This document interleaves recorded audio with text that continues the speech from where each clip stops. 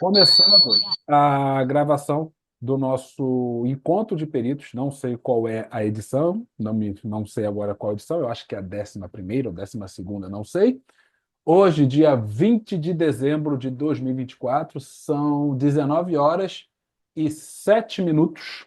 E mais uma vez quero agradecer a todos os presentes aqui nesse nosso encontro, nesse nosso bate-papo bem descontraído, sem muitas formalidades, tá?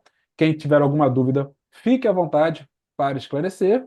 E eu já vou colocar aqui, deixa eu colocar aqui os slides do tema do nosso encontro de hoje. Eu acredito que todos vocês estão vendo o slide? Confirme para mim, por gentileza. Sim, Ok, ok? Muito bem, gente. O nosso encontro de hoje, nós vamos falar sobre elaboração de petições e daqui a pouco eu digo por quê. Esse foi o tema escolhido. Prometo, farei o máximo para não entrar em nenhuma polêmica. Sei que será muito difícil, mas eu farei o possível para ser um tema bem light, sem nenhum tipo de polêmica, nada disso. Mas a noite é uma criança, nunca se sabe, né? Bem, ah, muito rápido, tá? Uma apresentação sobre a minha pessoa, bem rápido, porque eu não gosto muito de falar sobre mim. Mas, para quem não me conhece, meu nome é Rodrigo Ferreira, eu sou pós-graduado em perícia grafotécnica, sou também capacitado em documentoscopia digital, em grafoscopia e documentoscopia forense, em tutoria de ensino à distância, enfim, tenho aqui as minhas formações complementares, análise de assinaturas digitais, direção em sentido do traço, enfim. O meu currículo está de livre acesso a todos lá na página da Grafodoc Expert, www.grafodocexpert.com. E, sem mais delongas, vamos avançar no nosso tema, que é sobre petições. Deixa eu admitir aqui as pessoas, sobre elaboração de petições. E vamos começar de forma básica, determinando o que é uma petição.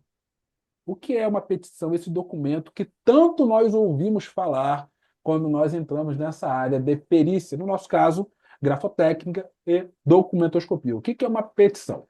Gente, sem muito mistério, de forma bem básica, uma petição é um documento com o qual o perito faz a comunicação direta com o juiz do processo em que está atuando como perito judicial. Então, gente, uma petição nada mais é do que um documento que o perito elabora. Olhem essa palavra. Ele elabora, ele não copia, ele elabora, e esse documento vai servir para que o perito se comunique com o juiz. Comunique com o quê? Com qualquer coisa que ele julgar necessário.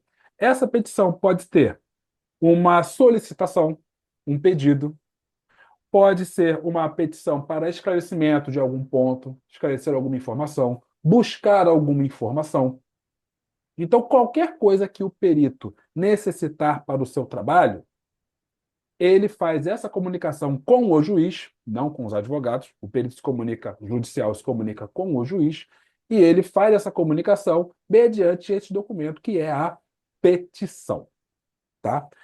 E por que esse foi o tema escolhido para o nosso encontro de peritos? Porque está um problema seríssimo, muito sério, de pessoas, peritos, com os seus certificados atuantes, porém, muitas pessoas se tornaram o que eu particularmente chamo de escravos de modelos. As pessoas pedem modelo de tudo. Modelo de aceite de nomeação, modelo de proposta de honorários, modelo de agendamento de diligências, muitos modelos. Gente, vou deixar uma coisa bem clara. Eu não sou totalmente contra modelos prontos, seja de petição, de laudo, de parecer, enfim. Só que, no meu entendimento, e eu acredito que seja o entendimento de alguns, a petição, aliás, o modelo, petição, laudo, etc., deve ser um norteador. Só um minutinho. Deve ser um norteador, para que o perito tenha uma noção de como funciona aquela coisa, no caso, como funciona uma petição, só que o problema é que está se tornando procedimento padrão. O que está acontecendo? Cursos, só um minutinho. Cursos apresentam seus modelos, tá? Modelos de petições, os modelos básicos, aceite, a diligência, coleta, etc.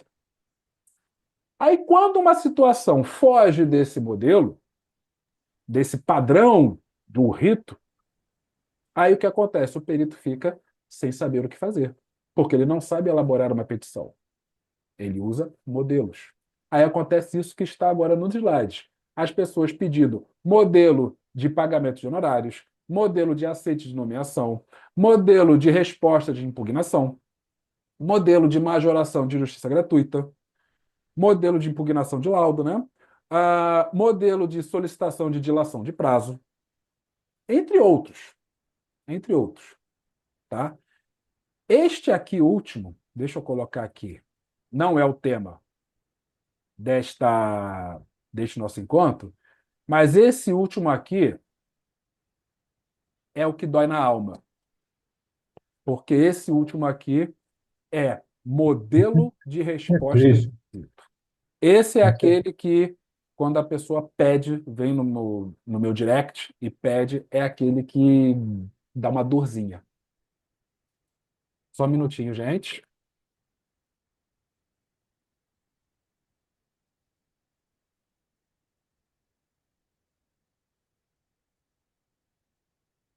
Onde foi parar a câmera? Ah, agora sim. Então, este aqui último é aquele que dói na alma. Porque modelo de resposta de quesito. Claro, temos alguns quesitos mais básicos, aqueles quesitos, os famosos copia e cola, nenhum problema. Tem um modelo básico, já modelo de resposta. Agora, o problema é quando este modelo de resposta de quesitos seria em relação a uma quesitação estratégica. Aí é pior ainda. Aí é muito ruim, tá? O Luiz, eu estou vendo aqui no chat, o Luiz está colocando aqui para a gente. Ó, eu procuro entender e adaptar as petições. Copiar e colar tende a não entender. Concordo. O problema é esse, o famoso copia e cola, Luiz. E a Cícera está dizendo aqui no chat, ó, cada processo, cada perícia é uma petição diferente. Isso. Perito precisa ter raciocínio pericial. Oh, essa palavra é maravilhosa, mas poucos fazem. E eu já estou entrando em polêmica de novo. Deixa eu tentar, eu vou tentar melhorar isso. E precisa ter raciocínio pericial e ler o processo e adequar a sua petição. Sim, o problema é que não estão fazendo isso. Esse é o grande problema, tá, gente? Qual é a maior dificuldade? Existem muitas, muitas dificuldades nisso. Mas o que eu tenho percebido em grupos, é mais em grupos do que em rede social. Às vezes acontece em rede social.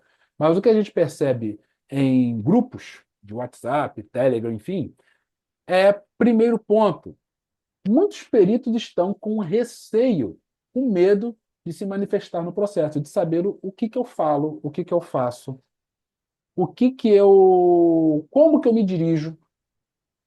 Tem gente que está na área, mas tem receio de se manifestar. E, gente, não tem que ter receio. Vocês são peritos judiciais. Vocês precisam se manifestar no processo, senão vocês não vão trabalhar. Senão vocês não terão ferramentas adequadas para exercer o trabalho de vocês, tá? Esse aqui é o campeão na minha visão, que é interpretar o teor da manifestação. Gente, olha só. Lá eu vou entrar em polêmica, prometi, mas não dá, gente. Embora haja professores que desestimulam o estudo de língua portuguesa, o perito que não souber o básico de interpretação de texto não vai conseguir redigir uma petição. Não vai, não adianta. O perito ele tem que ler, entender aquilo para poder manifestar a sua necessidade. Ele tem que saber aonde ele está pisando, o que está acontecendo para poder fazer a sua manifestação. Manifestação mediante petição, o elo de ligação, a comunicação do perito com o magistrado. Então, se o perito não souber interpretar aquilo que está no processo, ele não vai conseguir trabalhar. Concordo que linguagem jurídica muitas vezes é muito complicado de entender. tá? Concordo plenamente, mas se é algo que é difícil para o Joãozinho tem que procurar melhorar isso. Senão, o que que vai acontecer? Vai se tornar um escravo de modelos, isso que nós estamos falando aqui no nosso encontro. Ok? Alguém quer acrescentar alguma coisa? Todo mundo está muito quieto. Ok, ok. Deixa eu dar uma olhada aqui no chat. Admin, boa noite. Boa noite, Admin. Não sei quem é, mas já dou boa noite. Seja muito bem-vindo. Gente, um outro ponto que também é um grande problema, que é o perito conseguir identificar a real necessidade daquele momento, ou seja, do que ele precisa. Tem muito perito que às vezes nem sabe do que ele está precisando para poder trabalhar, para poder prosseguir com seus trabalhos. Ele precisa do quê? Ele precisa de algum documento? Ele precisa de alguma informação? Ele precisa. Ah, a gente vai falar daqui a pouco. O documento que está nos autos é uma cópia muito ruim. O que ele precisa? Qual é a peça questionada? No caso da nossa análise grafo, qual é o objeto da perícia? Temos vários documentos no processo. Qual deles está sendo questionado? Porque é ali que o perito vai basear as suas solicitações ou os seus esclarecimentos. Tá? Conhecimentos adequados na área de atuação. Da mesma maneira que não adianta o perito ingressar nessa área sem conseguir o básico de uma interpretação de texto, não adianta ingressar na área sem o conhecimento básico da sua expertise. No nosso caso, grafotécnica ou documentoscopia. Se você quer defender algum ponto, isso acontece muito em resposta de impugnação. Rodrigo, modelo de resposta de impugnação. Isso não existe, porque eu não sei o que está sendo questionado no seu laudo. Você tem que saber aquilo que está sendo questionado no seu laudo, avaliar se esse questionamento é válido, se tem relevância. Opa, realmente, esta análise aqui está equivocada. Faltou análise X, uma análise de peso que não foi executada, não foi elucidada no laudo. O perito tem que saber. Da mesma maneira que o perito tem que ter conhecimento sobre trâmite processual. Gente, vocês não têm noção. Não vou fazer propaganda, não. Nós estamos com as inscrições para a nova turma aberta agora. E toda segunda-feira, via de regra, às segundas-feiras, a gente tem reunião lá na escola. E nessas reuniões, a escola me passa o que que as pessoas estão comentando no privado para a escola, e a escola me passa isso. Muita gente, por que que eu preciso fazer curso de perícia judicial se a minha atuação é na grafotécnica? Só um minutinho. Por quê? Da mesma maneira que você tem que ter os conhecimentos técnicos, você tem que ter uma expertise adequada para responder a eventuais impugnações, o perito judicial, ele deve conhecer como funciona o processo. Como que ele vai, ah, eu não vou dizer contra-argumentar, mas como ele vai se manifestar em um processo judicial se ele não tem conhecimento daquele trâmite? Como funciona um processo judicial? Gente, conhecimento de perícia judicial, moralmente, eu considero obrigatório. Não adianta o perito ter conhecimento de grafo se ele não sabe o básico da esfera que ele vai atuar, que é a esfera judicial. Não adianta. Então, se o perito quer rebater algo, acho que rebater não é muito bom, mas o sentido da palavra é esse. Se o perito quer rebater algum tipo de argumentação das partes, primeiro ele deve saber se aquela argumentação tem validade. Da mesma forma que ocorre na parte técnica e na parte jurídica também. Então, conhecimentos básicos do Código de Processo Civil também são essenciais para qualquer tipo de manifestação no processo. Ok? E um outro ponto também são conhecimentos sobre as regras ABNT, preferencialmente sobre tipografia jurídica básica. Vamos lá. Gente, nós, como peritos, nós elaboramos laudos, pareceres, petições, são documentos que vão tramitar no judiciário.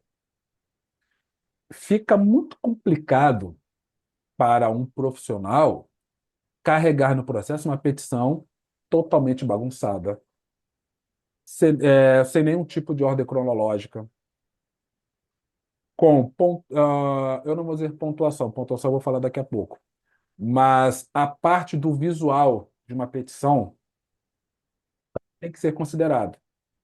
Estamos falando de margem, tamanho de letra, tipo de fonte. Gente, desculpe, mas não se usa aquelas, é o que eu chamo de fonte de festa. Particularmente eu chamo de fonte de festa, que é aquela fonte que a gente vê em convite de festa. Eu já vi petição com esse tipo de fonte, e é muito desagradável. Muito desagradável. Então, isso é uma coisa que, no meu entendimento, não pode acontecer numa petição. A petição é um documento formal. Ah, Rodrigo, mas não, em nenhum lugar diz que o perito deve seguir as normas da ABNT. Sim, mas, gente, vamos ter o bom senso.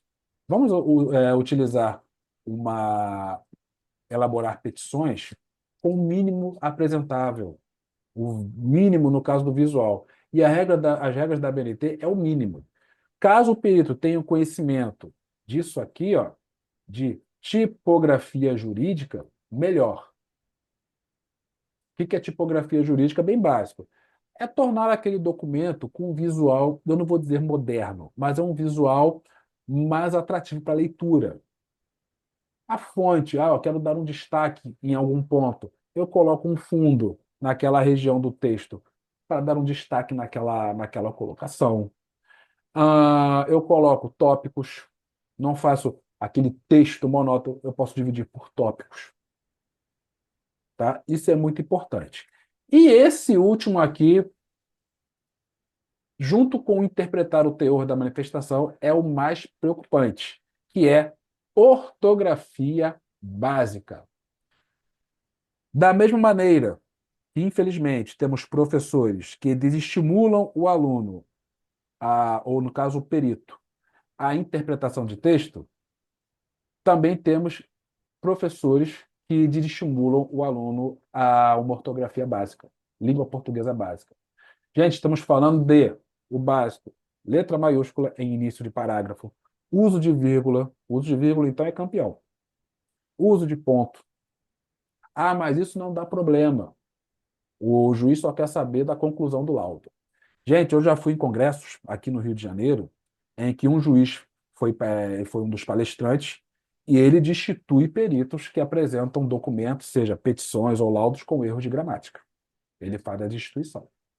Então, quem diz que isso não tem importância, eu, particularmente, não pago para ver. Ok? Deixa eu dar uma olhada aqui. A Bárbara, boa noite. A Cícera colocou aqui uma colocação deixa eu ver aqui, o que mais vejo nos processos são os advogados que colocam a contestação toda em caixa alta e marca texto. Sim, isso é complicado. Alexandra, não deixa espaço antes do ponto ou da vírgula. Isso é clássico. Isso é clássico. Então, gente, esses aqui, existem outros pontos, tá, que geram algumas dificuldades, mas eu creio que esses tópicos são aqueles que apresentam as maiores dificuldades do perito. E, gente, reconhecer que a pessoa tem uma dificuldade não é demérito. Muito pelo contrário, eu considero uma qualidade. Porque se a gente reconhece algo que falta no nosso conhecimento profissional, é o primeiro passo para a gente melhorar isso. Não quero filosofar, não, não sou filósofo, longe de mim, mas vamos reconhecer as nossas limitações e, principalmente, vamos tentar melhorar. Vamos deixar o ego um pouco para baixo de eu já sei tudo, já tenho um certificado, já sei tudo. Nós podemos melhorar? Vamos melhorar, tá? Principalmente nisso aqui que eu estou colocando para vocês. Ah, agora vamos lá. Qual é o passo a passo para elaborar uma petição? Vocês não têm Sou ideia de como Rodrigo. eu não gosto Não sou Rodrigo. da expressão passo a passo. Não gosto mesmo. E, gente, lamentavelmente, eu devo dizer a vocês que não existe passo a passo para elaborar petição. Não existe passo a passo para elaborar laudo. Não existe. Por quê? Cada processo tem a sua peculiaridade, cada caso tem a sua peculiaridade. Existe sim uma estrutura que uma petição tem. Por exemplo, o cabeçalho, o número do processo, o autor, o réu, a identificação do perito, Rodrigo da Fonseca Ferreira, perito grafotécnico, CPF X, e-mail X, ah, residente em local X, enfim, isso é básico, isso é estrutura. Mas em relação à parte prática, ou seja, o objetivo daquela petição, não existe passo a passo. Existe o quê? Entender aquela demanda, saber o que você precisa e se manifestar de acordo com isso. Ok? Alguma pergunta? Deixa eu dar uma olhada aqui Ô, no ô, bate-papo. Rodrigo, Oi? essa colocação da Alexandra, que eu não entendi aqui, não deixar espaço antes do ponto ou da vírgula, é antes ou depois aqui. Então, o ponto e na sequência começa a escrever. Não, não, o O espaço é ponto, depois. Sim, é o espaço é ponto, depois. espaço e palavra. Tá? O espaço para você dá o ponto, vai na sequência, vai dar um espaço para continuar. É que nós vemos muito nas petições, nos laudos, enfim, o contrário. A É, palavra, espaço, ponto. exato. Ah, não. Aí eu Isso quis não. dizer, Pior, gente, tem atenção para não pior. fazer isso. Isso Alexandra, é tem pior. pior, ó. Palavra, espaço, ponto, dois espaços e a outra palavra. Isso eu já vi, vejo Aí fica muito isso. pior ainda. Vejo muito isso. E, ó, Então, ok. de advogados. Às vezes nem de peritos, de advogados. Tá? Gente, então não existe passo a passo. Mas existem algumas dicas, algumas, vamos dizer assim, algumas estratégias. Primeiro, qualquer petição, qualquer manifestação que o perito faça no processo, ela deve vir acompanhada do seguinte. Vamos lá. Primeiro ponto, o perito deve identificar o problema. Qual é o problema que ele tem naquele momento? Do que ele precisa? Não, do que ele precisa daqui a pouco. Mas qual é o empecilho que ele tem ali? E não tem como saber qual é o problema, identificar o problema, sem que haja leitura do processo. Seja o resumo dos fatos apresentados pelas partes, seja as manifestações que as partes fizeram, as decisões judiciais. Ué, como assim? A decisão judicial pode ser um problema? Muito simples. Imagine a seguinte situação. Isso provavelmente já aconteceu com algum de vocês, já aconteceu comigo várias vezes. Existe aquela cópia no processo. E antes do perito ser nomeado, o juiz ele faz a nomeação e já na nomeação ele coloca no seu despacho. E a perícia será feita na cópia que está nos autos. Ou seja, já há uma limitação naquele ponto. Porque isto pode levar àquele primeiro tópico que nós vimos das dificuldades, receio de se manifestar. Opa, o juiz já disse que eu tenho que fazer na cópia. Então, o perito pode ficar meio com um certo receio, tá? Então, eles podem ter decisões judiciais também que podem ser um problema. Podem, não significa que sejam. Tem gente que confunde poder com dever. Pode é possibilidade. Não é o princípio da obrigação. Não. Pode, língua portuguesa. Pode, possibilidade. Pode acontecer, não pode acontecer. Pode ser ou pode não ser. Tá? Raquel, boa noite. Seja muito bem-vinda. A Raquel também é aluna aqui da nossa escola e também uma amiga muito especial. Obrigado pela presença. Gente, então vamos lá. Primeiro ponto: identificar o problema, o empecilho. Qual é o entrave que o perito tem naquele ponto, naquela situação do processo, tá? E acompanhado de identificar a sua necessidade. Se eu já sei qual é o problema que eu tenho, o que eu preciso para prosseguir com o meu trabalho? E, de acordo com aquele problema, qual é a limitação que eu tenho? O que eu tenho de limitante, de limitação no meu. E, mediante aí, entra a redigir a manifestação e sempre com fundamentação técnica e fundamentação jurídica. Como assim? Só um minutinho. Por que fundamentação técnica e por que fundamentação jurídica? Gente, uma coisa que a gente vai ver daqui a pouco nos casos, os exemplos de casos reais, se você quer argumentar, por exemplo, a, o fato da cópia ter o mesmo valor do documento original. Isso acontece muito, tem muita manifestação de advogado que diz, faça na cópia porque a cópia, de acordo com o artigo 425, cópia tem o mesmo valor do documento original. Se você quer ah, se manifestar sobre isso, você tem que entender sobre CPC. O que eu gosto muito de fazer e recomendo. Eu uso muito o fundamento da parte. Se a parte usa o CPC, eu vou usar o CPC. No caso, para a minha manifestação. Nada impede que se utilizem outras fontes, tá? Mas eu gosto muito de usar X para X, Y para isso, tá? Gosto muito disso, tá? Deixa eu admitir aqui mais uma pessoa. Essa parte de esses três pilares de elaborar uma petição, identificar o problema, identificar a necessidade e redigir a manifestação, são básicos. Qualquer manifestação, qualquer petição não foge dessa regra. Para identificar o problema, você tem que saber interpretar o texto que está ali, seja português ou texto forense. Ah, Rodrigo, eu sei interpretar texto língua portuguesa normal, mas eu tenho dificuldade em relação à linguagem jurídica, a texto forense. Vamos melhorar isso, porque o perito também deve conseguir interpretar textos forenses, textos jurídicos, linguagem jurídica, terminologias. E mais uma vez, muito difícil, reconheço que é difícil interpretar muita coisa que tramita no processo, seja despacho do juiz ou até a manifestação dos próprios advogados. Então, o perito que consegue interpretar isso, consegue entender o que aquela pessoa está dizendo, ótimo. Gente, interpretação de texto não é o que você entendeu, é o que a pessoa quis dizer. Ah, é a mesma coisa? Não, não é a mesma coisa, não. Tá?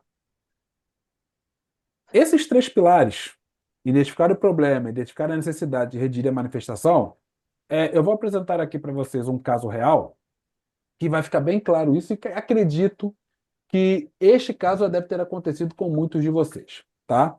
É o caso da perícia na cópia. Temos aqui, ó, isso aqui foi retirado de um processo, claro, e nesse caso aqui o advogado, ele não, o perito fez a solicitação do documento original. O advogado se recusou a apresentar e apresentou essa manifestação de que seria impossível, ó, da impossibilidade de acautelamento do contrato original, ou seja, é impossível apresentar no processo o contrato original. Por quê? Vamos lá, o que o advogado disse aqui? É de extrema importância esclarecer que a Resolução 4.474, de 16 do Banco Central, confere ao banco a prerrogativa de não arquivar a via física original dos documentos, podendo realizar descarte após digitalização. O aqui relatado pode ser constatado em consulta ao site, esse site. Assim sendo, verificando qualquer diligência relativa ao contrato objeto da lide, deve ser realizada com base na cópia juntada aos autos. Então vamos lá. A gente tem muita coisa para interpretar aqui.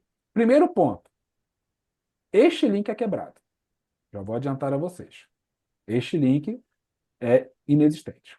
Mas olhem aqui, ó. Cadê a minha caneta está aqui. Verificando, ó, qualquer diligência relativa ao objeto da lide deve ser realizada com base na cópia, ou seja, há uma imposição.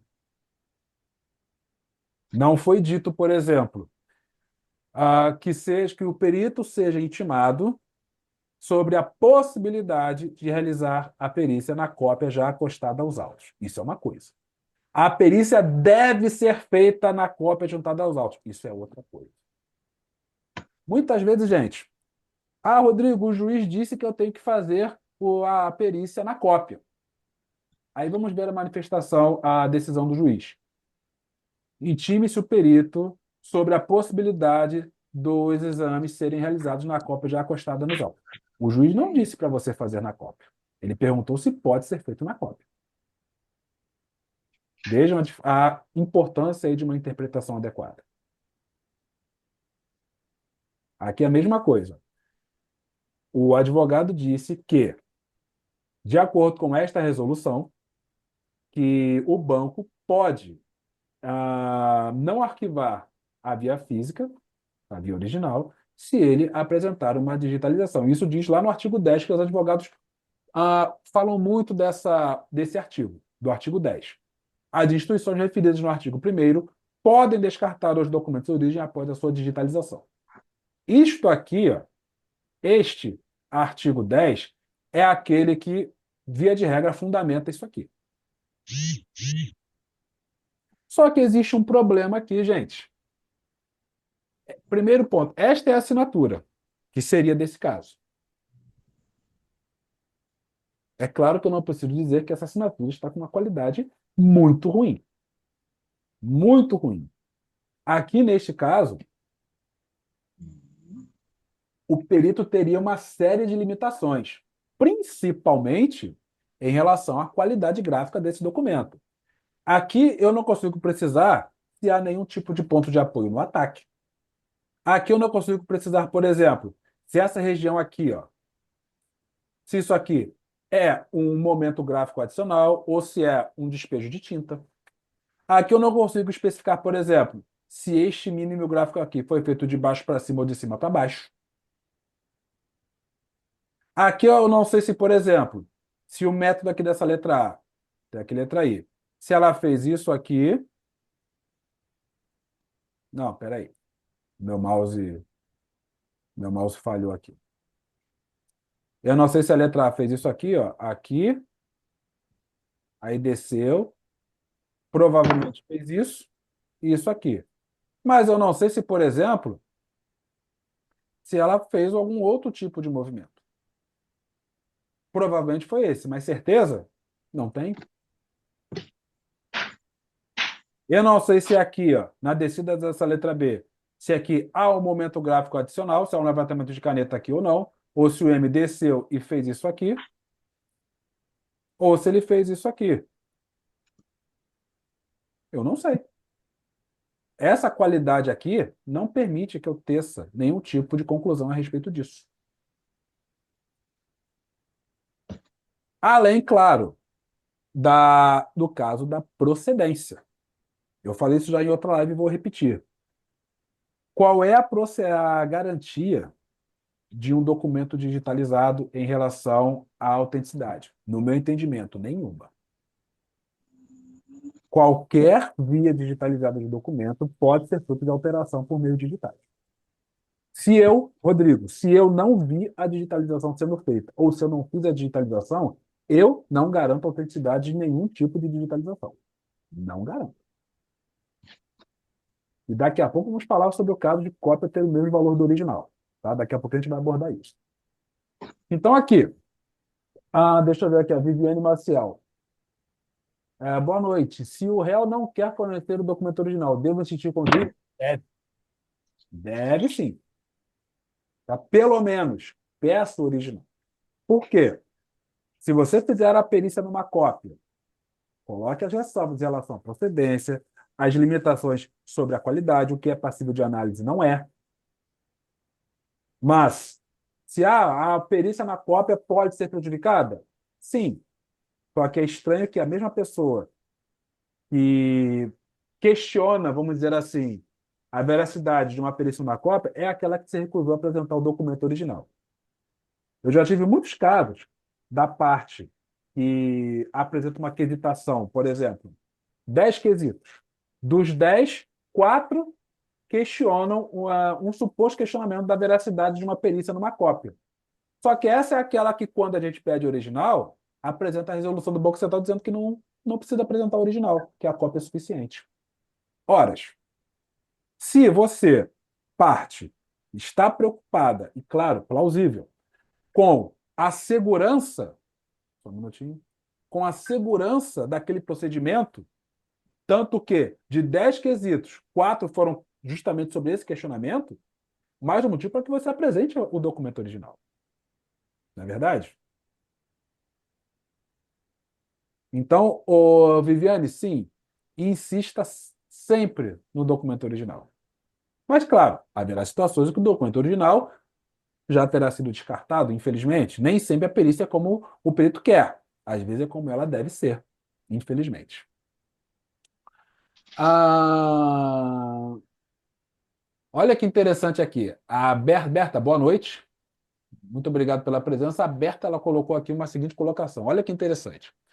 Ela diz o seguinte: eu não faço com cópia, mesmo com esse argumento. Digo que uma resolução do Banco Central não supera a legislação. Olha só que legal. Exatamente. Ah, Rodrigo, mas a legislação diz, daqui a pouco a gente vai falar disso, que cópia tem o mesmo valor do documento original. Eu vou deixar essa para o final, que essa vai, eu sei que vai. Jesus, eu disse que não ia gerar polêmica, mas vai. Não adianta. A polêmica me persegue. Não adianta eu tentar fugir. Então, vamos lá. Esta aqui seria a via digitalizada apresentada nos autos. Vamos primeiro naqueles três pilares. Primeiro passo, identificação do problema. Primeiro problema, possibilidade do documento original não existir. Esse problema sempre vai existir. Sempre terá esta suspeita de que aquele documento original não existe mais. Infelizmente, sempre terá essa suspeita. Qual é o segundo problema? Essa digitalização com uma qualidade ínfima. É claro, notório, que eu nem saberia precisar quantos ciclos que essa imagem, que essa assinatura, que esse documento teve para chegar nesta qualidade de imagem. Provavelmente muitos ciclos, muitos mesmo. E qual seria o outro problema? A manifestação fundamentada da parte em apresentar o documento original. Qual seria essa manifestação? Esta aqui, ó, de que a resolução 4.474 do Bacen confere a apresentação da cópia e descarte do documento original. Então, teria uma manifestação fundamentada, entre aspas, claro, da parte. Então, esses seriam os problemas desse caso. Ok? Qual seria, então, a, uma possibilidade para o perito? Primeiro, vamos entender o que essa resolução realmente diz sobre esse assunto das descarte de documento original mediante uma digitalização. Gente, é claro que essa resolução ela é muito maior do que isso que eu estou mostrando para vocês. Recomendo que vocês estudem muito essa resolução. Basta colocar no Google Resolução 4474/16 Bacen. Terá lá a resolução, ela não é muito grande, sem nenhum problema para estudo, mas eu coloquei aqui alguns pontos que eu acho que merecem consideração de todos. Primeiro passo. Aqui essa resolução lembra o seguinte, ó. Artigo 10. As instituições referidas no artigo 1º podem descartar o documento origem após sua digitalização. Vamos lá, então. Artigo 1º, no inciso 2 da resolução, diz o seguinte, que qual é o conceito do Bacen para uma digitalização? É o processo tecnológico que permite obter a fiel e íntegra imagem de um documento origem. Um exemplo. Eu tenho um documento, podem me chamar de chato, porque eu sou muito chato com isso. Eu tenho um documento que ele tem 4 páginas.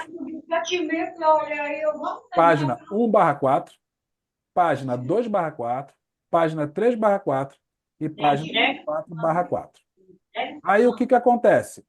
A parte apresenta a página 4/4, que tem a assinatura do documento. Eu quero as páginas 1, 2 e 3 também. Eu quero o documento completo. Se a cópia não tem o documento em seu estado completo, ele não é mais íntegro. Deixou de ser íntegro ali. ok? Se eu tenho algo que prejudique a visualização de algum ponto daquele documento, também já cai por terra esse suposto descarte. E de acordo com o inciso 3, um documento digitalizado, seria a imagem digital do documento origem resultante do processo de digitalização. Então, a digitalização ocorre e o resultado disso é o documento digitalizado. Mas nunca se esqueçam de que uma digitalização, ela permite que se obtenha a fiel e íntegra imagem do documento origem, do documento original. E no artigo 4, no inciso 1º, diz o seguinte, ó: os procedimentos e as tecnologias utilizados na digitalização de documentos e na manutenção de documentos digitalizados devem assegurar, olhem que legal, integridade, autenticidade, confidencialidade e possibilidade de rastreamento do documento digitalizado. E o mais interessante, ó, no inciso 4, diz que é o padrão de qualidade de imagem do documento digital que garanta sua legibilidade e uso. Mas de todos esses, o que eu mais acho interessante lembra do artigo 10?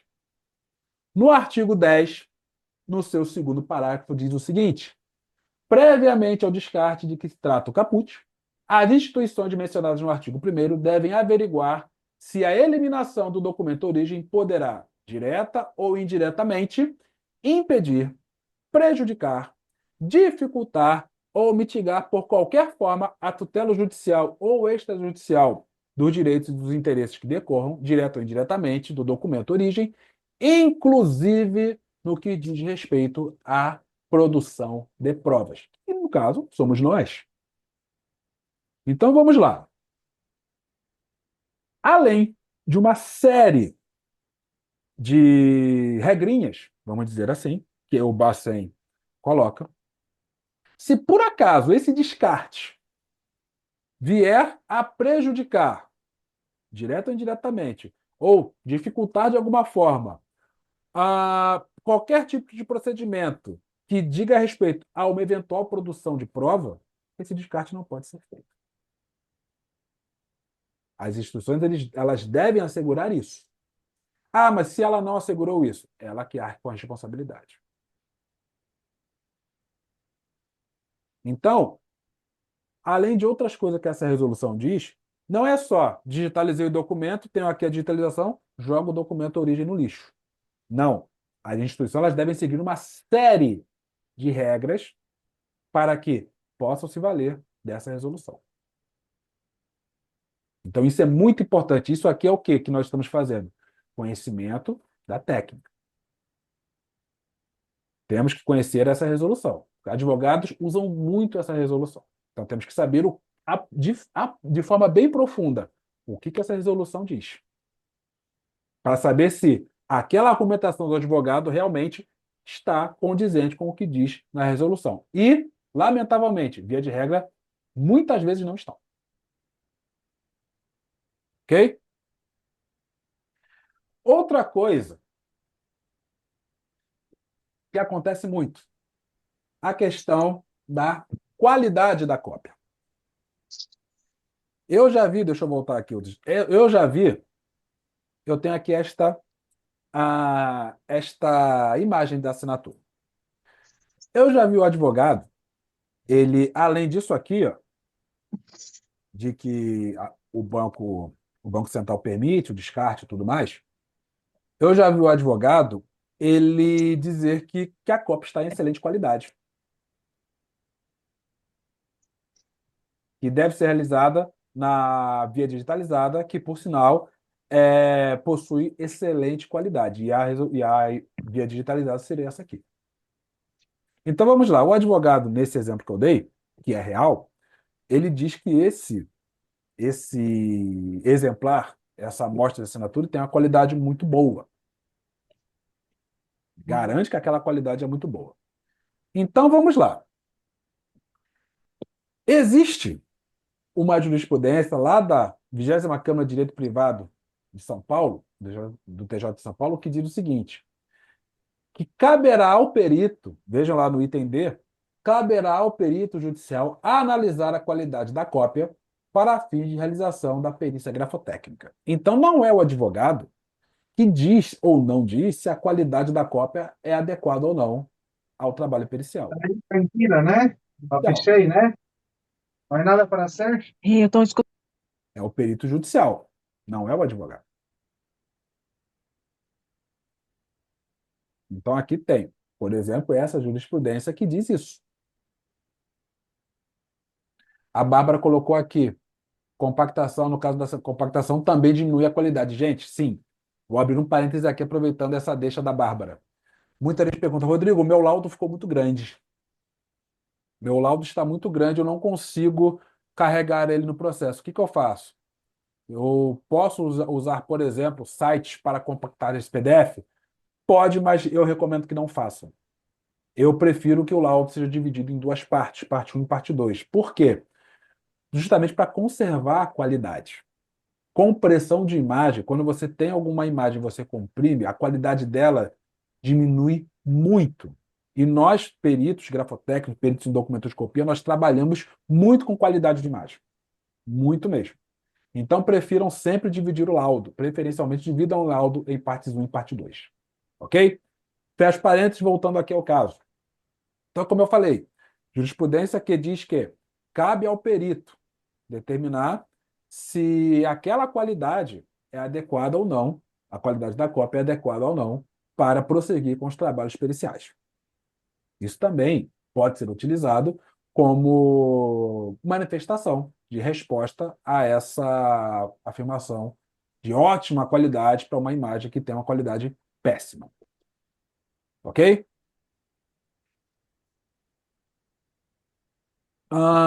Aí, ainda sobre essa parte de qualidade de imagem, eu tenho aqui uma outra jurisprudência, no caso da 23ª Câmara de Direito Privado, de São Paulo, em relação a prosseguir com os exames em documentos digitalizados.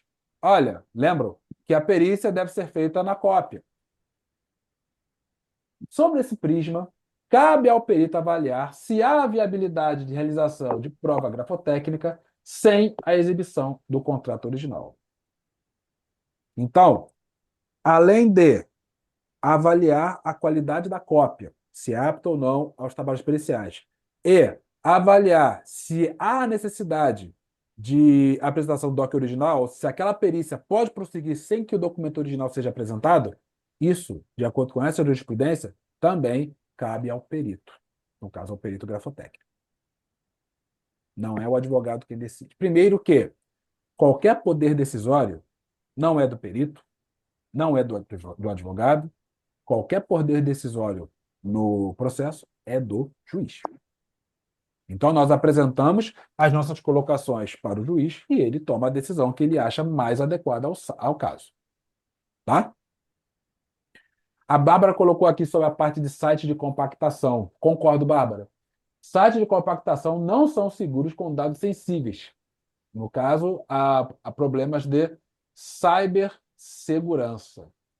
Isso é um problema muito sério. Os nossos laudos têm informações, vamos dizer assim, são dados sensíveis, como a Bárbara colocou. São dados individuais da pessoa, documentação, existem imagens dos documentos oficiais da pessoa, CNH, RG, enfim.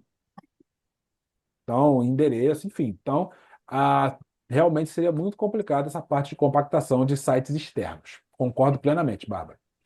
Então, gente, eu tenho aqui alguns pontos, claro, como eu disse, é necessário uma pesquisa ampla. Eu só coloquei aqui alguns pontos para vocês sobre esses dois temas, em relação à qualidade gráfica e também em relação ao suposto, vamos dizer assim, a suposta autorização para descarte fazendo a digitalização. Então, temos aqui alguns fundamentos, correto? Qual seria a necessidade daquele caso lá da Maria, daquela cópia muito ruim? Primeiro, é claro, que o documento original seja apresentado. Ou, pelo menos, que haja uma digitalização direta do documento original com uma qualidade gráfica adequada ao trabalho. Por que eu digo que é necessário uma digitalização direta. Porque, gente, olha só, não adianta você pedir uma digitalização de, por exemplo, 600 dpi se essa digitalização foi feita numa cópia. A digitalização terá 600 dpi, mas se o documento base é uma cópia, a qualidade será ruim. Então, quando nós fazemos alguma solicitação de digitalização, é importante que a gente coloque que isso deve ser uma digitalização direta, ou seja, diretamente do doc original. 600 dpi, direto do documento original. Mas sempre deem preferência a isto aqui, documento original. Por quê? Porque qualquer tipo de digitalização sempre será suspeita de algum tipo de alteração por meios digitais. Ah, Rodrigo, mas eu passei essa digitalização no Peritos, no PDF Guias, eu passei no Forensica, enfim, e não encontrei nada. Gente, existem alguns tipos de fraudes por meios digitais que podem ser indetectáveis. Pode acontecer. Nós somos peritos capacitados, falsários também possuem as suas técnicas. Infelizmente, existem falsários que fazem cursos de perícia grafotécnica, de documentoscopia, justamente para isso, para pegar os conhecimentos e aplicar nestas atividades ilícitas. Então, assim como lá atacam, nós, como peritos, vamos defender. Então, sempre, sempre, sempre, sempre peçam o documento original. Então, aqui nesse caso, temos um problema. Possibilidade do doc original não existir mais, cópia com qualidade ruim e a a manifestação fundamentada do advogado. Qual é a necessidade? Que aquele documento original seja apresentado, ou, pelo menos, uma digitalização direta do documento original. Como seria, então, essa manifestação? Como que seria redigida essa manifestação? Primeiro, o básico de qualquer manifestação do perito, fundamentação. Como que a gente faz a fundamentação? Podemos aqui, por exemplo, utilizar os dizeres sobre o tema contidos nessa resolução do Banco Central, Resolução 4.474 de 2016, que, claro, por sinal, é a resolução adotada, utilizada pela parte, para justificar a não apresentação do documento original. Tá? Podemos utilizar isso além de outras jurisprudências a respeito desse tema citado. E é isso que a gente fez. Mediante aquela manifestação, temos aqui, ó. Aqui é um exemplo bem prático e bem técnico sobre uma resposta a essa não apresentação do documento original. Então, lá, conforme o artigo 1º, inciso 2, e artigo 4, inciso 4 da resolução 4.474 do Banco Central, resolução citada lá pela parte na manifestação, diz o seguinte: primeiro, que aquilo que a gente colocou, que o artigo 1º, no inciso 2, diz que a digitalização é o processo tecnológico que permite obter cadê o meu mouse? A fiel e íntegra imagem digital de um documento origem. E que, no inciso 4, no artigo 4, diz que o padrão de qualidade da imagem do documento digitalizado que garanta a sua legibilidade e uso.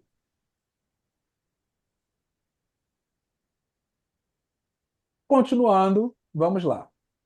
Nobre julgador, sabemos qual é o problema. Qual é a necessidade? Documento original. Nobre julgador. A análise grafotécnica em documentos digitalizados é absolutamente viável. E é. Mesmo considerando que sempre, cadê? Sempre haverá perdas consideráveis de elementos grafoscópicos no objeto no objeto da perícia digitalizado. Qualquer digitalização terá algum tipo de perda. Ah, mas a qualidade gráfica é maravilhosa. Você já tem a perda da procedência.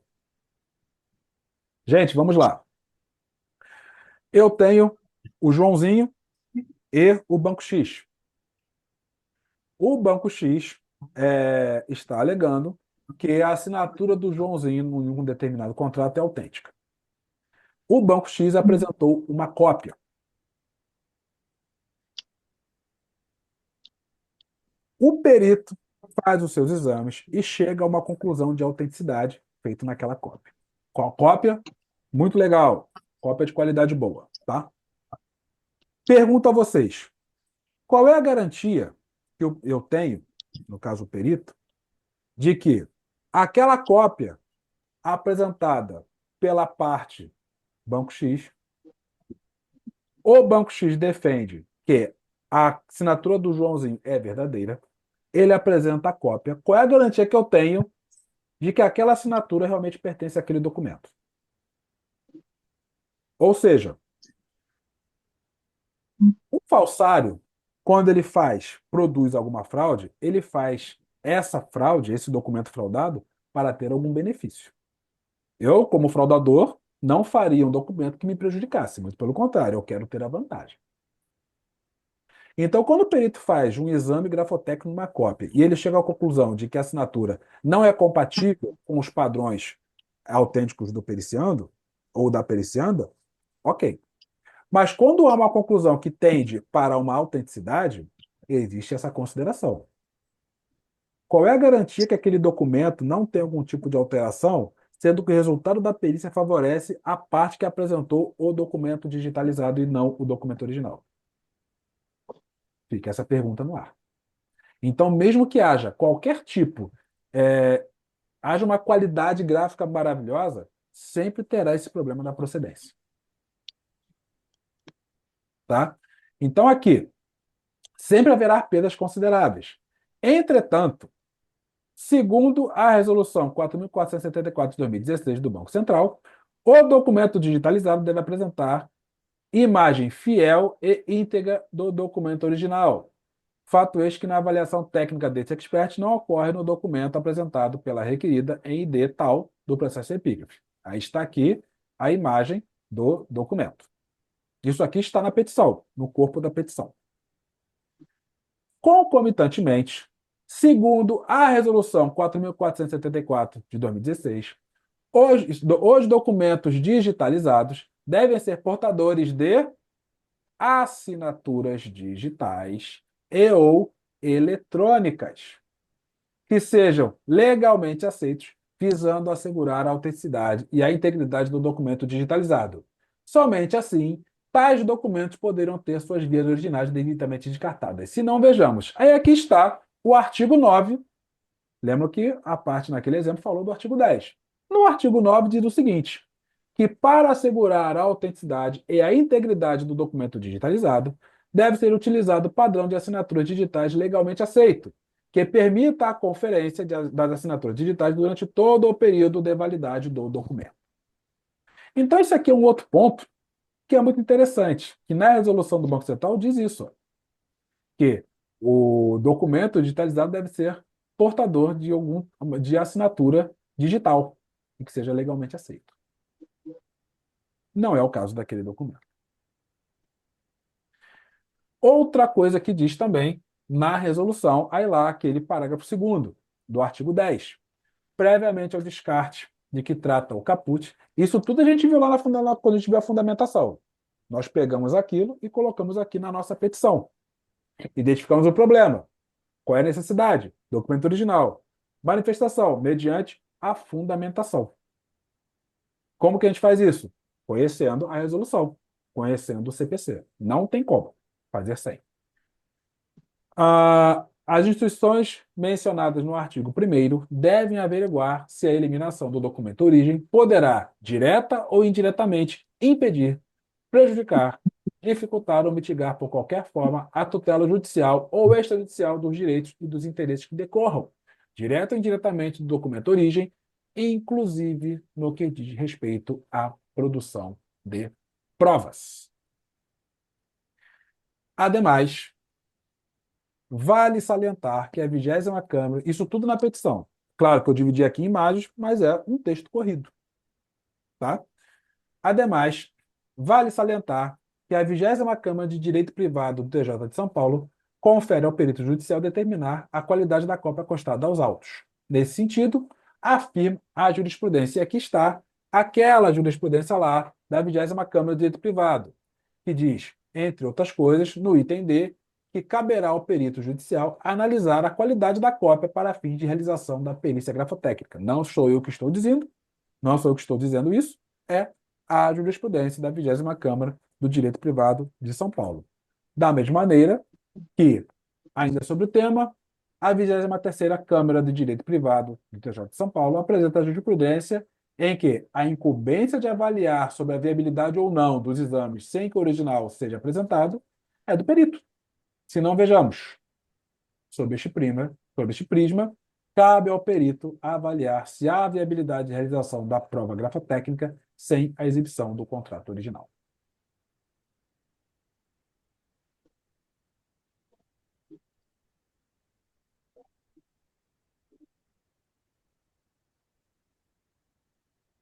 Diante dos fatos apresentados, este perito vem, muito respeitosamente perante Vossa Excelência, conforme o artigo 473, parágrafo 3º do CPC, requerer que a parte reta do processo sem perigo apresente a este juízo e ao perito o documento original, cédula de crédito bancário número X, disponibilizado pela requerida como fotocópia em escala cinza, sem as características determinadas pelo expert e, consequentemente, não adequada para a realização do trabalho pericial. O documento deve ser apresentado em suas vias originais, completo, com seus respectivos números de página à vista e a cores, colorido. Onde esse documento será apresentado? Provavelmente no cartório da vara da serventia. Aí cabe ao perito realizar, então, uma diligência para retirada deste documento. Mas o importante que eu quero que vocês entendam é que identificamos aqui um problema. Qual seria o problema? Uma digitalização de qualidade ruim e uma manifestação da parte com um fundamento, dizendo que eu não preciso apresentar o documento original se o Banco Central me deu a prerrogativa de descartá-lo mediante eu tê-lo digitalizado. Só que vimos que não é bem assim. Não é só digitalizar e acabou. Existem algumas regrinhas.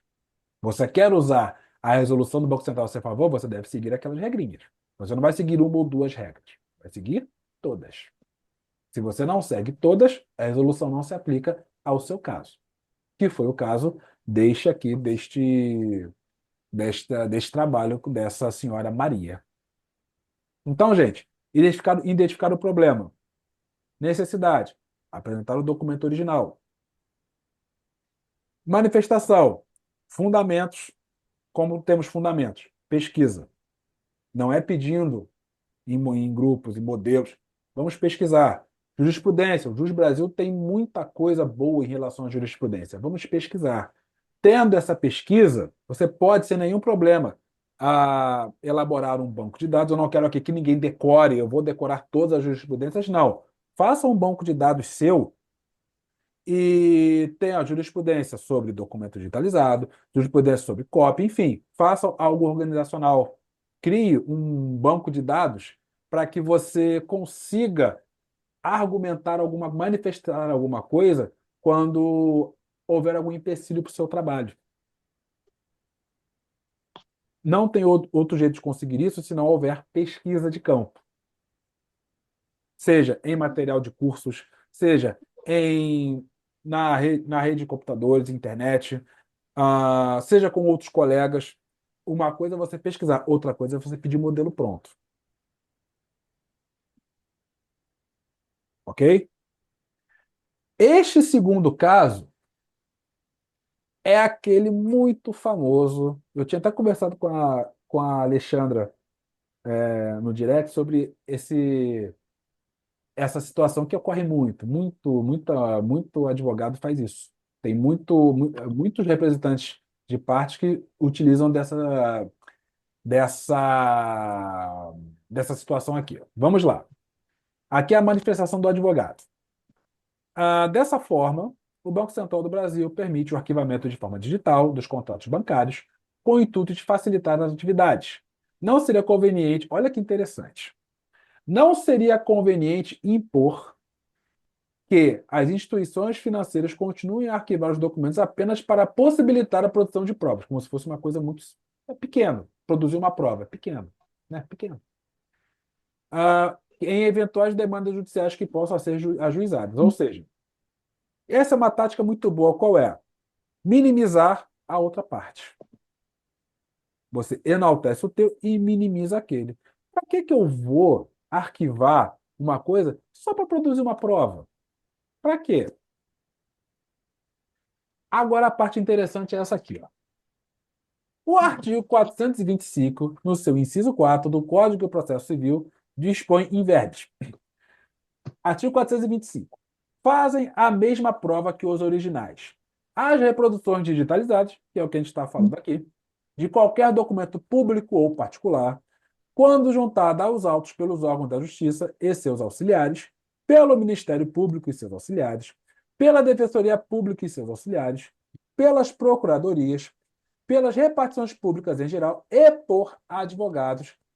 Só que aqui vem a parte que não se dá muito ênfase, né? Ressalvada a alegação motivada e fundamentada de adulteração. Então, o que está dizendo aqui? Vamos lá. Está dizendo que o advogado ele pode protocolar uma reprodução digitalizada e esta, de acordo com o artigo 425, tem o mesmo valor de um documento original. É isso que está dizendo aqui no artigo 425. Então vamos lá. Os 3 pilares de elaboração de petições. Identificação do problema, como sempre. Possibilidade do documento original não existir. Sempre terá essa possibilidade, infelizmente. Problema número 2. Relutância em apresentar o documento original com manifestação fundamentada da parte. Esses dois seriam os 2 problemas aqui. E qual seria a necessidade? Claro, a apresentação do documento original. Então vamos lá. Quem me acompanha sabe que eu sou o cara que compra as ideias. Eu gosto muito de comprar ideia. E eu sou o cara que questiona. Então vamos comprar a ideia sim, ok. O artigo 428, o 425, diz que a cópia acostada nos autos pelo advogado tem o mesmo valor de um documento original. 425. Porém, ah, no artigo 428, ele diz que cessa a fé do documento particular quando, inciso 1º, for impugnada a sua autenticidade enquanto não se comprovar a veracidade. E no inciso 2, assinado em branco, for impugnado o seu conteúdo por preenchimento abusivo. Então vamos lá. Nossa manifestação tem que ter uma fundamentação. O advogado, o que ele disse? Que no artigo 425, a cópia tem o mesmo valor do documento original. Então, vamos utilizar o Código de Processo Civil, que nós já vimos que no artigo 428, que esse documento cessa a fé quando ele for impugnado de autenticidade. Gente, vocês concordam comigo? Fiquem livres para discordar, pelo amor de Deus. Vocês concordam comigo de que quando o perito foi nomeado, quando o Rodrigo, quando a Samira, quando a Renata, quando a Alexandra, nós fomos nomeados, aquele documento já estava contestado. Tanto que nós fomos nomeados para esclarecer aquele caso, se aquela assinatura partiu ou não do punho da pessoa. Então, se quando nós somos nomeados, aquele documento já está sendo questionado, como que o artigo 425 pode ter algum tipo de validade para o perito aqui? Perceberam? Quando o Rodrigo, ou a Samira, ou o perito judicial, quando ele foi nomeado, aquele contrato onde, no caso, vamos usar o exemplo daquela assinatura da Maria, aquele documento da dona Maria já estava questionado. A sua autenticidade já havia sido impugnada ali, tanto que foi pedida a perícia. E não só quando a sua autenticidade for impugnada, quando todo o conteúdo daquele documento, ou quando o conteúdo for impugnado aqui. Ó.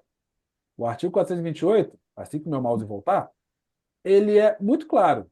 Quando for impugnada a sua autenticidade, enquanto não se comprovar a sua veracidade, ou quando for impugnado o seu conteúdo. Então, quando há uma alegação de que o artigo 425 garante aquela cópia que o advogado coloca, desde primeiro, temos aqui, ó, esse finalzinho aqui que não é falado. Ressalvada a alegação motivada e fundamentada de adulteração. Ok, tem que ter fundamento, né? Só que no 428 já temos isso aqui. E o documento cessa a fé, em particular, cessa a fé quando ele for impugnado.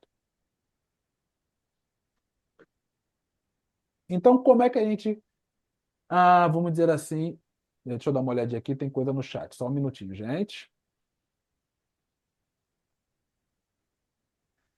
A Renata Moura, perdi a grande parte da aula devido à falta de luz.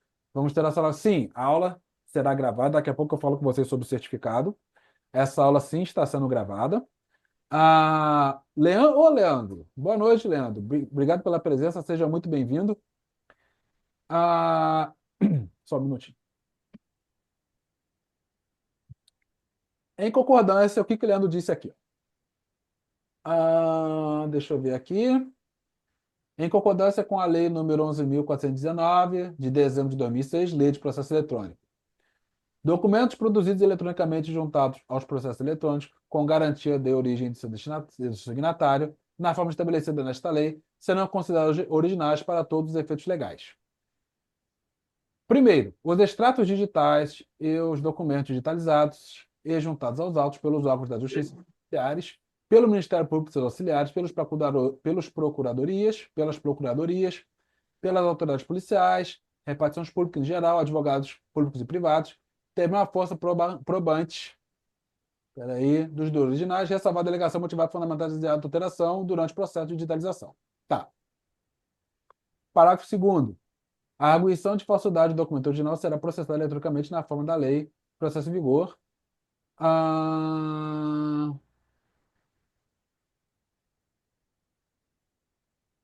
Deixa eu ver aqui. Então, eu estou vendo aqui que o Leandro Silva está colocando algumas considerações bem interessantes. Então, gente, vamos lá. Isso que o Leandro falou também.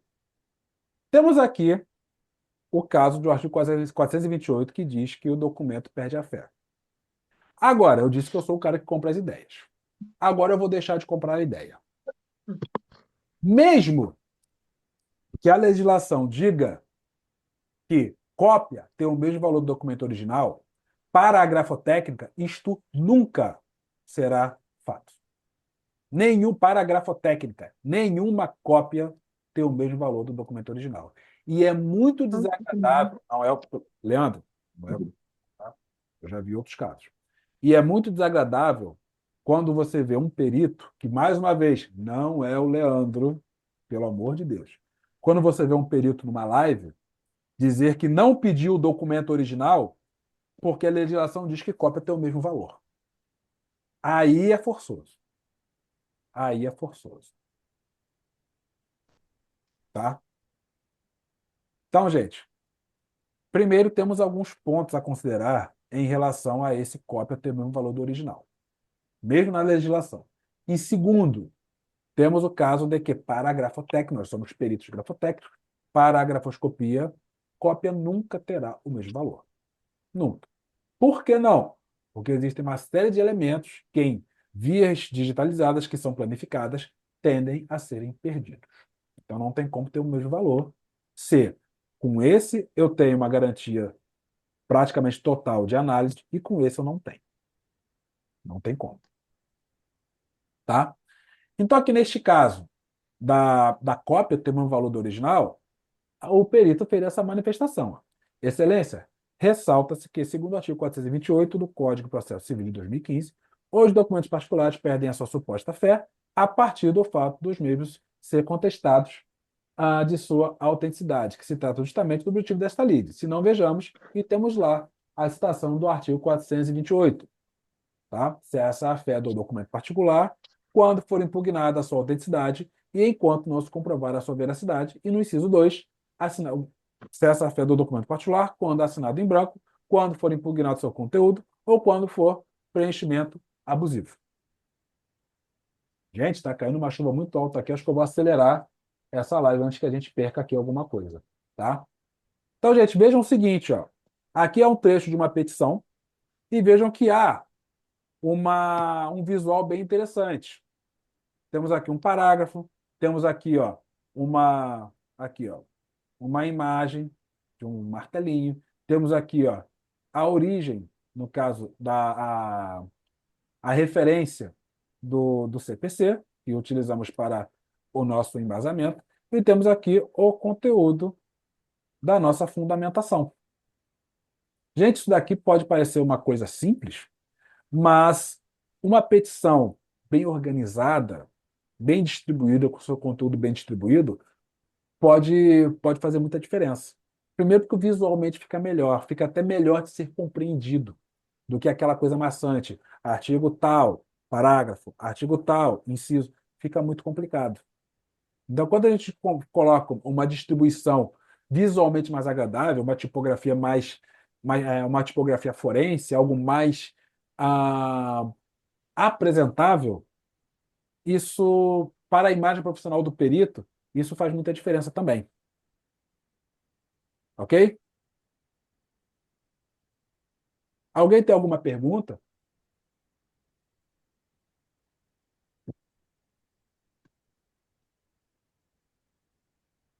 Todo mundo quieto, ninguém tem nenhuma pergunta.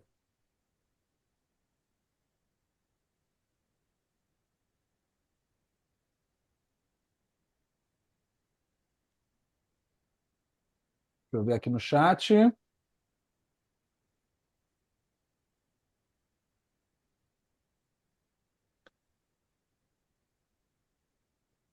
Deixa eu dar uma olhadinha no chat. O chat está tudo certo, não tem nada de.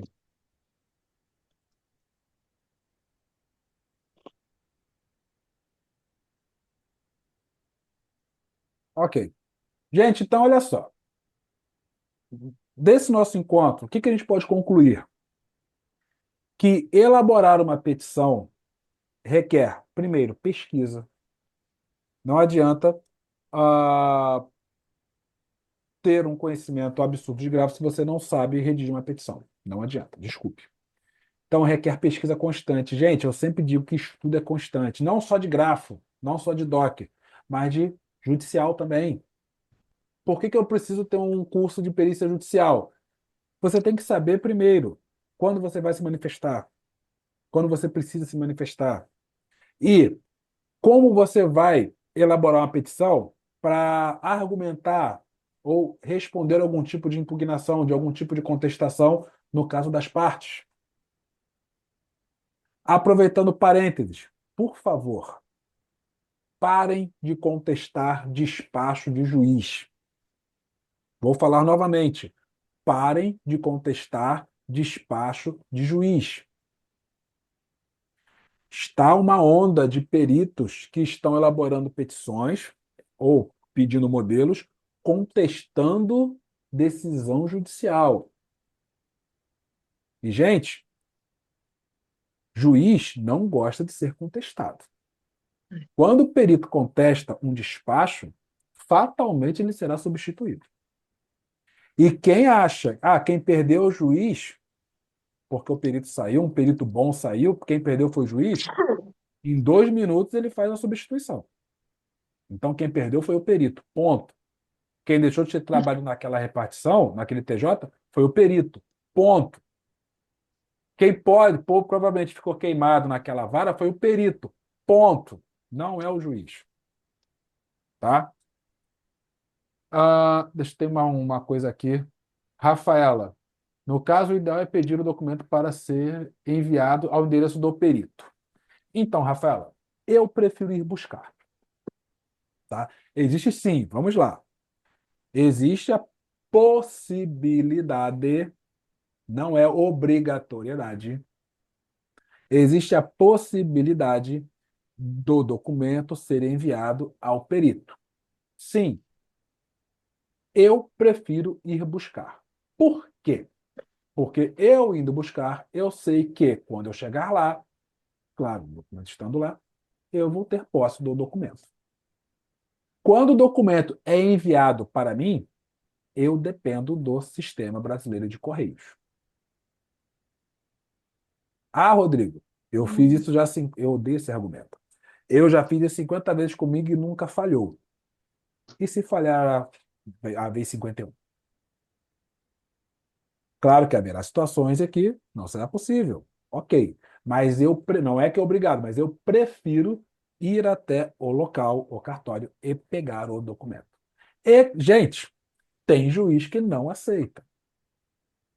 Tem juiz que, quando você pede, elabora lá a petição, coloca a fundamentação, tudo bonitinho, celeridade processual, etc., para que o documento seja enviado para você, custos, economia de custos, mesmo assim o juiz indefere. Eu quero que o perito vá lá buscar. Ele pode fazer isso? Pode. Ele tem o poder da caneta, ele tem o poder decisório. Gente, qualquer procedimento que vá contra a presença do perito depende de deferimento do juiz. Ah, mas eu moro longe. Indiferente. Ah, mas é a JG, o custo não compensa. Indiferente. Ah, Rodrigo, então eu vou ter que tirar do meu próprio bolso? Vai. Você não marcou que faz justiça gratuita naquele tribunal que é longe da sua casa? Você sabia que era justiça gratuita. Você não é segredo para ninguém que justiça gratuita, processo de justiça gratuita, os honorários são irrisórios, são baixos. Você aceitou, não aceitou? Então, é possível, mas não é obrigatório, tá? Deixa eu ver aqui.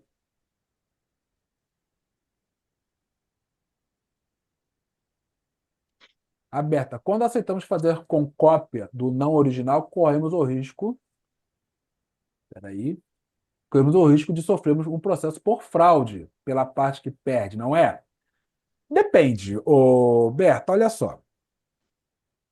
É importante que toda perícia feita em cópia tenha as suas ressalvas. Eu, por exemplo, eu sou terminantemente contra conclusões categóricas. Terminantemente. Eu acho que existem mecanismos que podem possibilitar o perito ter sido uma conclusão assertiva, porém sem ser categórico, tá? Então eu acho que quando nós colocamos as limitações, colocamos, por exemplo, de acordo com nossas limitações, colocamos uma escala, a escala de pontos, a escala de, no caso, as escalas de conclusões, sejam por pontos ou probabilidades verbais, enfim, eu prefiro a probabilidade verbal. Que tem fundamentação, não é inventada. Alexandra, não é, lembra? Não é inventada. Está nos livros, basta ler os livros. Conclusões por escalas verbais, escalas de pontos, não são inventadas, pelo amor de Deus, tá? Basta ler os livros. Agora, ah, colocando as limitações, utilizando uma escala. Há risco? Há, mas a gente minimiza muito esse risco. Claro que, preferencialmente, realizamos os trabalhos nas vias originais, tá? Agora, nem sempre será possível. O perito, autorizado pelo juiz, prossegue na cópia, colocando as suas limitações. E claro, gente, depende da cópia. Tem cópia que, no caso, não seria passível de ser periciado. Nem todo documento fotocopiado, ou até mesmo original, dependendo das condições, nem sempre será possível fazer uma perícia. Dependerá da análise do perito de viabilidade ou não do caso. Tá? Eu não sei quem é Perícias e Associados, dizendo aqui, já peguei uma mentoria em que o perito fez uma petição padrão, dizendo que os documentos estavam em boa qualidade e em conformidade técnica. Quando vi, isso acontece muito. Quando vi os documentos, só Deus. Cópia da cópia da cópia. Petição falando do engano e pedindo os originais. E aí, gente? Falta de, vamos dizer assim, falta de competência. Infelizmente, eu acho que a palavra é essa. falta de competência, de não fez uma análise, ou fez a análise e achou que cópia tem o mesmo valor. Então, é complicado. Ô, Leandro, todos os modelos de petição que já recebi, desde que iniciei, tive que fazer alterações, adaptar ao caso concreto. Sim. A Alexandra colocou em relação à fundamentação a escala de conclusões. Exatamente, não é fonte de votos da nossa cabeça. As escalas estão nos livros. Sim, tem livros, tem artigos, gente. Não são vozes da nós, ninguém inventa nada. Alguns inventam, né? Mas não no nosso caso. A, a Cícera. No caso, quando o magistrado veta o envio do documento original no despacho da nomeação, e elaborar uma petição com todas essas fundamentações, é possível que o magistrado vai aceitar intimar o réu o envio dos originais. Sim. Cícero, o problema é como nós elaboramos essa petição. Porque, vamos lá, o problema, Cícero, é que tem muita gente que acha que o poder decisório é do perito. Esquece que o poder decisório é do juiz. Então, quando o juiz ele coloca um despacho que tem que ser feito na cópia, há de se avaliar primeiro. O juiz já tomou uma decisão. Como que nós vamos falar com o juiz para que ele não interprete como uma contestação? Ah, é uma contra-argumentação. Mesma coisa. É igual uma vez eu vi, vamos na polêmica de novo. Jesus, não ia ter polêmica, eu já perdi a conta de quantas tiveram. Eu, uma vez, lamentavelmente, num grupo, eu vi o seguinte: estávamos conversando e tal, e então o perito, aí surgiu o assunto, o perito então faz o pedido ao magistrado. Aí uma pessoa disse: perito não pede, perito solicita. Gente, desculpe, mas na prática, solicitação e pedido é a mesma coisa. Tá? Claro que, ortograficamente, vamos colocar assim, vou solicitar, fica muito mais apresentável do que vou pedir. O perito solicita, fica mais agradável do que o perito pede. Nisso eu concordo. Mas, na prática, mesma coisa. Tá? Ah, Alexandre, toda vez que falo de escala no Instagram, o pessoal acha que estamos inventando. Que está inventando. Sim, exatamente. Perícia Associados é a Amélia. Ô, Amélia, boa noite. Obrigado pela presença. Fez uma petição padrão, subiu em todos os aceites sem observar com atenção os documentos. Só no desespero de dar o aceite. Meu Deus, fez isso em 15 processos com as mesmas palavras. Quase bati nele. Então, gente, é o problema dos modelos. A pessoa deixa de usar o raciocínio e passa a ser escravo de modelos. E esse é o objetivo desse nosso encontro. Gente, vamos pensar. Elaborar uma petição, ok. Não é fácil? Não. Nada na perícia é fácil. Não existe nada fácil na perícia. Mas não é impossível. Se nós temos condições de elaborar uma petição, por que não elaborar? Modelos são norteadores, claro. Mas o problema, como eu disse no início do nosso encontro, o problema é que os modelos estão se tornando procedimento padrão. E não é. Procedimento padrão vamos elaborar petições. Quando a petição sai daquele padrão de aceite, marcação de diligência, coleta, apresentar laudo, e quando sai disso, eu não vou apresentar o original. A resolução do Banco Central diz que eu posso apresentar cópia. O advogado fala. Aí o perito fica perdido e vai para o grupo pedir modelo. Gente, a gente viu aqui o exemplo prático. Pilar. Identificar o problema, identificar a necessidade, redigir a manifestação. Como é que a gente identifica o problema? Lendo o processo. Como está aquela situação? Quais foram as decisões do juiz? Quais foram as manifestações das partes? O que elas disseram até aquele presente momento? Qual é a necessidade? DOC original, digitalização melhor, informações adicionais. Preciso de mais informações. Como redigir isso? Fundamentando. Vamos fundamentar. Tudo que nós vamos pedir tem que ter fundamentação. O perito trabalha com fundamentação. Tá? E, claro, Interpretação. Não vou falar novamente. Não é possível elaborar uma petição sem interpretar, seja de forma em relação à gramática ou em relação a texto forense. Se você não souber, não adianta. Você não vai conseguir redigir uma petição, tá?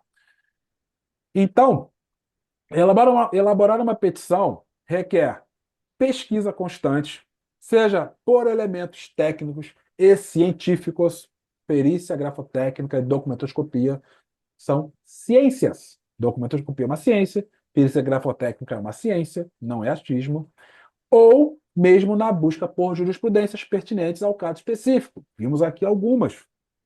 Modelos de petições devem ser adotados como norteador e não como procedimento padrão copia e cola. Fica complicado. Bárbara colocou aqui que está se tornando um problema também. Pior que o copia e cola é o copia e cola da inteligência artificial e exposição dos dados na rede generativa. Exatamente. Gente, inteligência artificial ajuda muito, mas também façam copia e cola lá não. Que a gente que é assistente técnico, a gente descobre. E quando o perito utiliza IA como fundamentação, não dá certo. Não dá certo para o perito, no caso, para o perito judicial, tá? Vamos prestar mais atenção. Eu acho que estamos nos aproximando do final desta transmissão. Eu vou fazer o seguinte com vocês agora. Eu peço que vocês coloquem no chat o e-mail que vocês utilizaram no cadastro do Simpla, tá? Rodrigo, eu fiz a inscrição, eu sempre falo isso e vou falar novamente. Eu fiz a inscrição lá no Simpla, mas eu não pude participar ao vivo. Eu terei o certificado? Não, não terá. O certificado, como é colocado lá na descrição do evento, ele é para as pessoas que se inscreveram e participaram da transmissão, que estiveram presentes aqui na nossa transmissão. Então, eu peço que vocês que estão aqui, coloquem o e-mail de vocês. Nós temos a escola, a Grafodoc Expert, ela tem meios de rastrear quem realmente esteve na sala ou não. Ah, Rodrigo, eu fiz a inscrição e eu assisti, não recebi o certificado. Não tenho dúvida que nós vamos conferir. Nós conferimos se a pessoa realmente esteve na sala, quanto tempo ela esteve na sala, ela entrou, ficou 2 segundos e saiu. Não terá certificado. Então, os certificados são para aqueles que eventualmente participaram, fizeram a sua inscrição e participaram. Eu peço a todos vocês que coloquem aí no chat da nossa reunião, do nosso encontro, o e-mail que vocês utilizaram para o cadastro lá no Simpla. O certificado será enviado para vocês, a escola fará o envio do certificado por justamente por este e-mail que vocês colocaram lá no cadastro de vocês. Eu vou deixar aqui com vocês algumas referências bibliográficas que eu particularmente gosto bastante, tá? Como eu disse, todos os conhecimentos são válidos, tá? Eu gosto muito desses autores, claro que eu não tenho como colocar todos aqui, que são muitos livros, mas esses aqui eu acho que são bem interessantes para todos, tá? Professor Samuel, professor Eric, tá?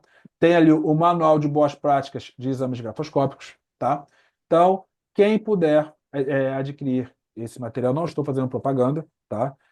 Com certeza terá um diferencial muito bom em relação a conteúdo, ok? Como eu disse várias vezes nesse nosso encontro, conhecimento e pesquisa sempre devem ser constantes. O perito deve sempre buscar por atualizações de conhecimentos, tá?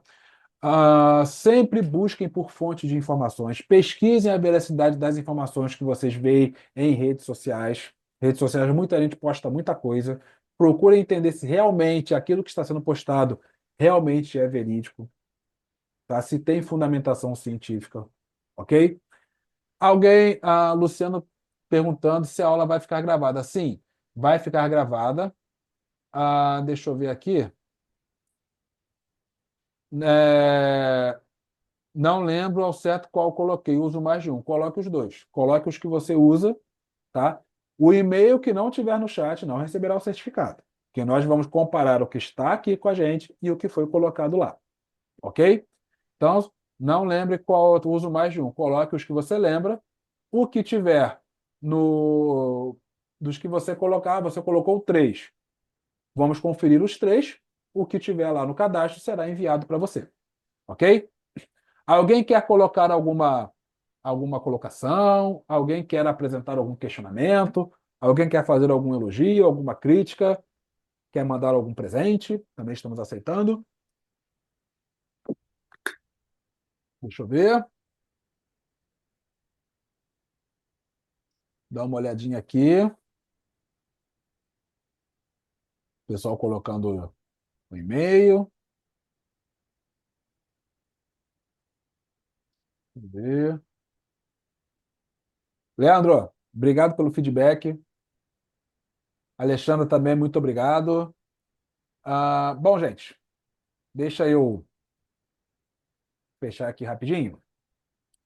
Pessoal, não vou me alongar muito, tá? Hoje, dia 20 de dezembro de 2024, estamos bem perto do final desse ano de 2024. Esse ano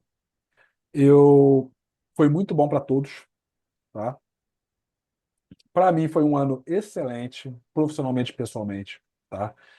E eu desejo de todo o coração que esse ano de 2025 nós tenhamos 3, 4, 5 vezes mais sucesso que tivemos nesse ano de 2024.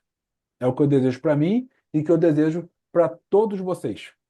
Eu agradeço muito a presença de vocês. Espero que vocês tenham um final de sexta-feira, ou de sexta-feira, tenham um final de sexta-feira muito bom, que tenham um excelente final de semana. Todos vocês tenham um ótimo Natal, um ótimo Ano Novo, com juízo, sempre, e que começamos 2025 com o pé direito, ok? Deixa eu ver aqui. Ok, ok. Bom, gente, então, muito obrigado a todos. Bom final de semana para vocês. Boas entradas para todos e até a próxima. Tchau, tchau. Até a próxima.